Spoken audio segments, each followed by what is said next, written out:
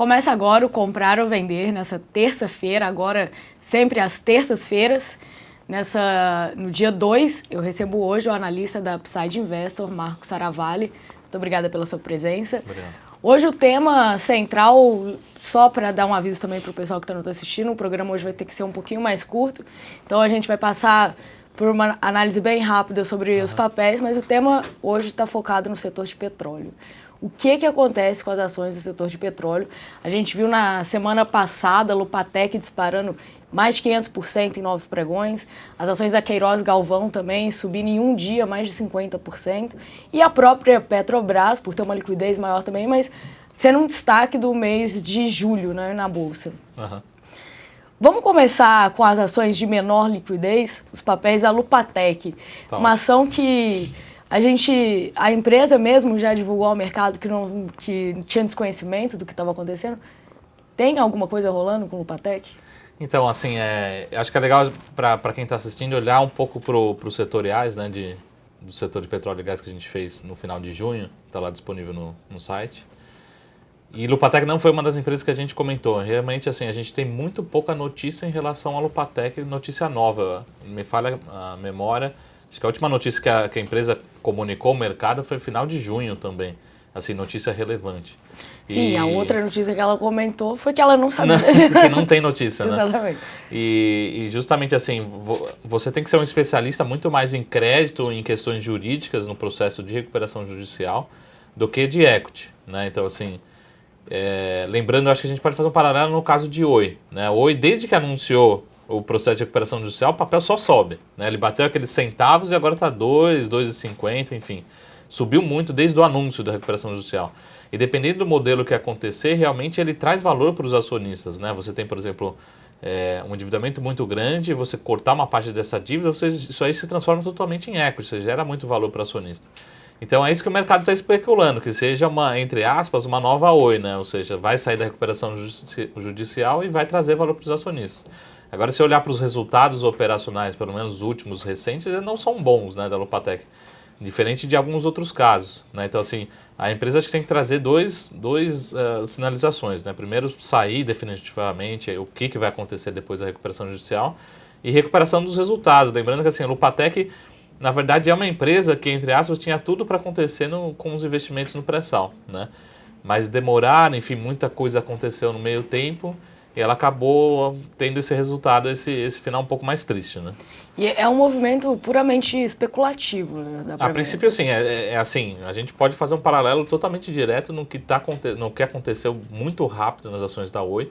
E realmente esse processo, o mercado fica esperando que se resolva e que traga um valor. Porque você realmente transforma, ou você faz que a gente chama de turnaround de uma empresa quando está na recuperação judicial. Então você tem que colocar novos executivos, gente nova, olhando para o futuro, realmente recuperar a empresa, voltar a entregar resultados, né?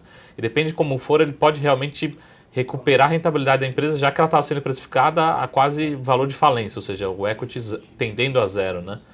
Então, eu acho que é isso que o mercado está esperando. Uma notícia vai sair, uma empresa não fica eternamente em recuperação judicial.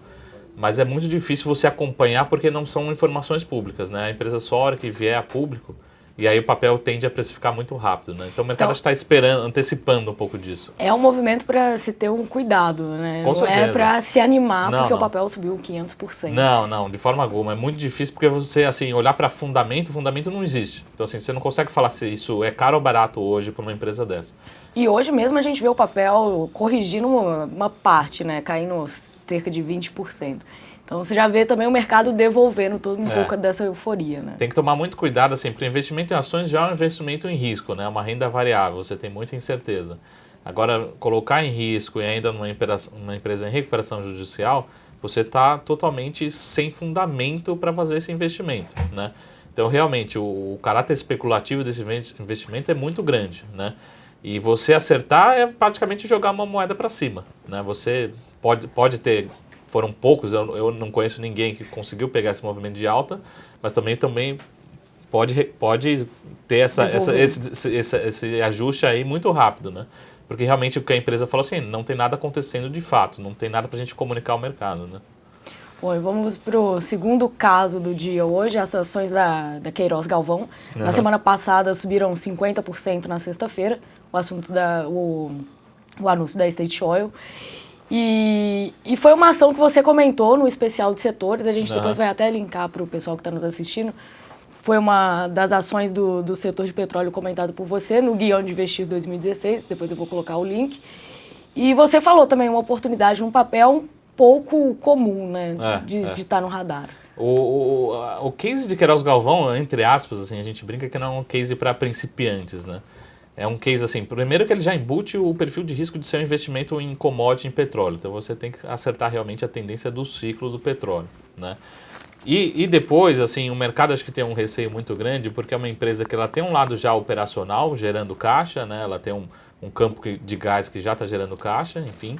E aí você tem que precificar isso, saber quanto isso tem de valor para saber qual que é o piso. E o mercado está trabalhando um pouco além desse piso.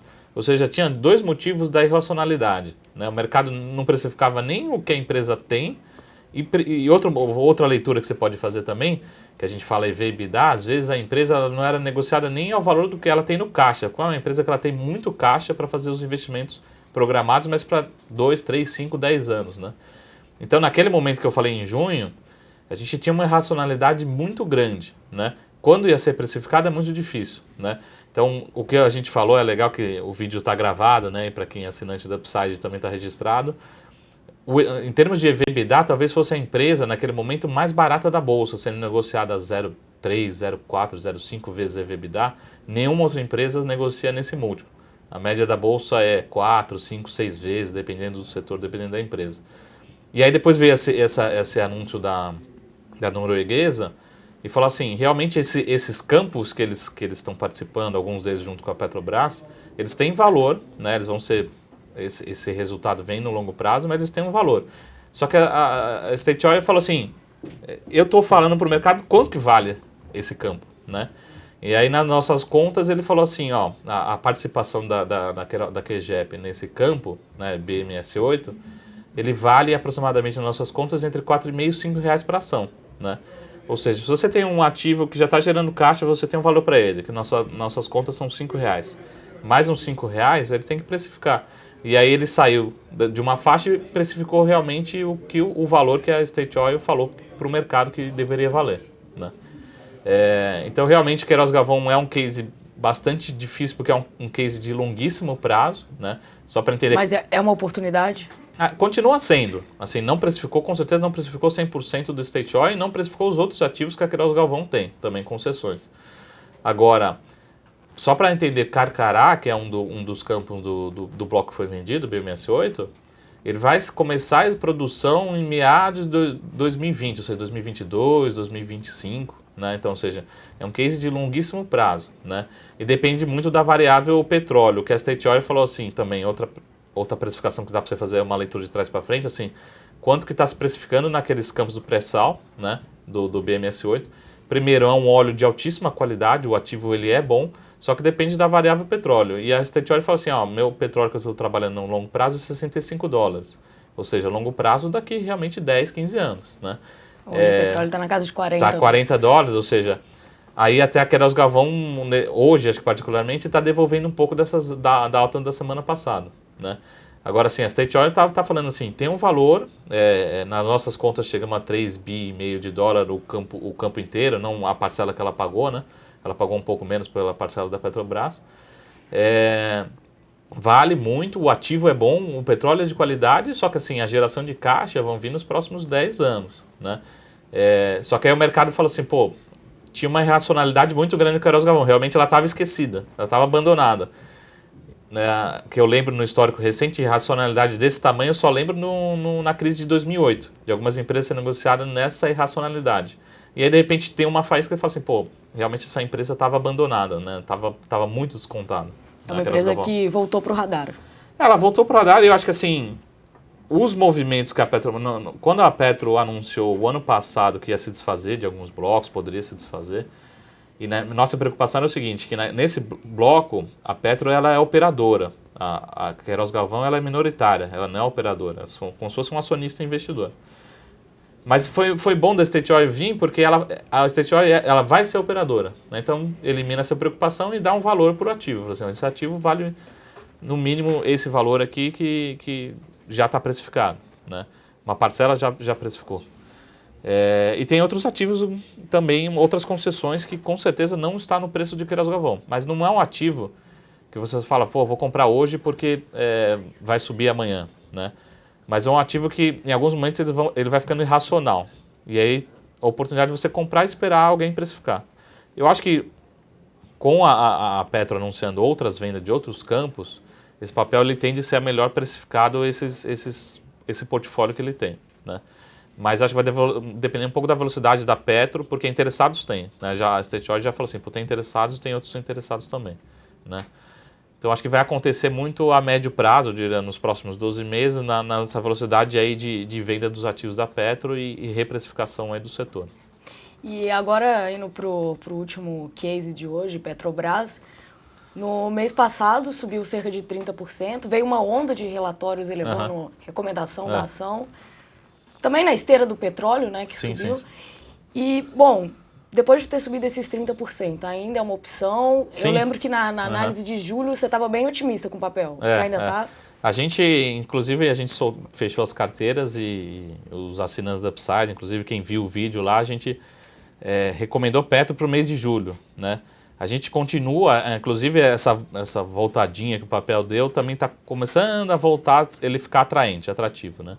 A gente tem lá o nosso target, a gente está olhando para R$13 para o final do ano. Se chegar nos R$13, a gente precisa fazer alguma reavaliação do cenário.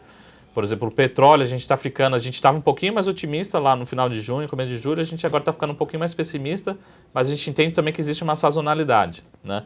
O petróleo depois, quando começa a chegar o inverno no final de ano lá nos Estados Unidos, no hemisfério norte, ele volta a subir um pouco, então a gente acha que assim, é sazonal, ele ficar nos $40 agora, depois ele caminhar para os 42, 45 no final do ano, né?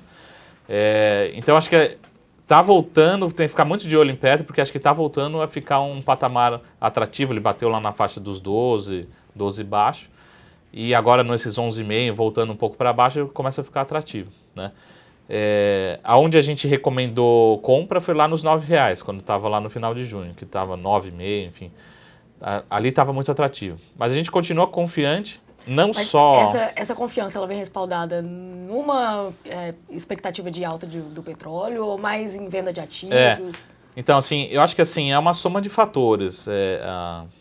O que tem sinalizado, tanto as agências internacionais como a confiança do investidor, assim, que o ciclo do petróleo ele não é extremamente favorável, mas ele é positivo, né? As expectativas é que feche o ano que vem na casa dos 65, 60, entre 60 e 65 no final do ano que vem, né? Ou seja, ninguém está falando de 20, ninguém está falando de 100. Uma tendência de recuperação de preços gradualmente ao longo dos próximos 12, 18 meses, né? Então acho que assim, só de ter o ciclo positivo do petróleo, legal, já é influenciado. E precisa também, a hora que você olha para a empresa de commodity, é o ciclo da gestão, né? O ciclo da gestão está extremamente favorável, né? A gente está falando de uma empresa que ela pode voltar a se desalavancar, pode voltar a gerar caixa, pode vender ativos e vender muito bem os ativos, ou seja, os ativos serem muito bem precificados, pode voltar a gerar rentabilidade operacional, enfim. E no final das contas pode voltar a distribuir dividendos, né? Então, acho que a recuperação do investidor, a gente até olha para aquele CDS, né, ou uma medida de risco país, ele tem caído mês atrás de mês, né? Isso o que é? O mercado está ficando, de uma forma geral, mais confiante no Brasil. Então, a gente fala assim, aquele risco que a gente tinha embutido nas ações da Petrobras, que era 18%, 20% nas taxas de desconto, não dá para ser mais tudo isso, vai ter que ser um pouco mais. Então, se você só diminuir a percepção de risco, você tem que aumentar o que seria o valor justo das ações, né? Então, acho que o mercado, acho que tanto no macro como no micro, né, como na gestão do parente, tem traduzido isso. A gente está mais confiante com a nova gestão da Petro, o ciclo do petróleo não é super favorável, mas ele tende a ser positivo, e a gente precisa reprecificar esse ativo, né? Ele pode valer mais, pode trazer mais rentabilidade para o acionista. É isso que a gente está vendo, né, de uma forma geral. Você comentou do CDS, eu me lembrei ontem, o Credit Suisse levou recomendação para o Brasil, alertando justamente para essa queda do CDS, esse cenário geral que a gente tem visto da economia de recuperação, o Brasil se tornando realmente mais atrativo para o investidor. Eu acho que essa percepção, assim, tem alguns ativos que eles são mais rápidos para precificar e outros não. Então, por exemplo, o câmbio. O câmbio, na nossa visão, acho que assim, ele já precificou grande parte, né? ele foi muito rápido a apreciação do real. A gente acha que ele pode ter uma apreciação maior, mas ele não vai muito mais longe do que isso. Agora, por exemplo, o CDS, ele está um pouquinho atrasado, ele vem precificando, também está numa tendência de redução do perfil de risco. E o que o investidor olha é muito no relativo, ou seja, por exemplo, qual que é o CDS do Brasil em relação aos outros países emergentes. E aquela preocupação de default, né, aquela preocupação que a gente tinha lá em janeiro, fevereiro, que o Brasil ia quebrar, hoje a gente, olhando para o CDS, hoje é muito menor, ou seja, o prêmio de risco para investir no Brasil está cada vez menor, né? Daí começa a migrar um pouco tanto de países emergentes como dos investimentos mais seguros para investimentos um pouco mais de risco, né? Então a gente fala assim, olhando para 2017, a gente ainda vê upside para a Bolsa, ainda olhando para CDS, olhando para múltiplos. Agora, o que precisa mesmo as empresas é começar a mostrar, eu acho que nessa temporada de balanço é mostrar assim, um momento de inflexão, né? O pior já passou e a gente daqui para frente pode ter revisões de earnings, de resultados para cima, né? Ou seja, são dois fatores, né? O CAE caindo e o fluxo de caixa subindo, ou seja, a gente vê upside ainda para os investimentos em bolsa, para as ações, né? E acho que assim, no lado do CDS, o mercado já está mostrando que realmente as taxas de descontos têm que ser menor, né? Então o otimismo segue para a Bolsa. A gente segue com otimista. Otimista é muito natural nesses momentos assim o rally foi muito rápido, né? Então, por exemplo, hoje devolvendo uma parte, a gente acha que naturalmente deveria devolver um pouquinho mais, não muito mais, para continuar com a sequência. Foi muito forte. Foi muito forte num curto espaço de tempo. Exatamente. Né? E o que a gente espera assim que devolva um pouquinho, né?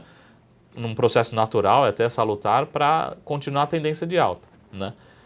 Então, assim, para esse ano tem upside, a gente vê upside, mas não vê muita coisa. Agora, assim, para quem está entrando na Bolsa, não vai comprar mais 2016, vai comprar 2017.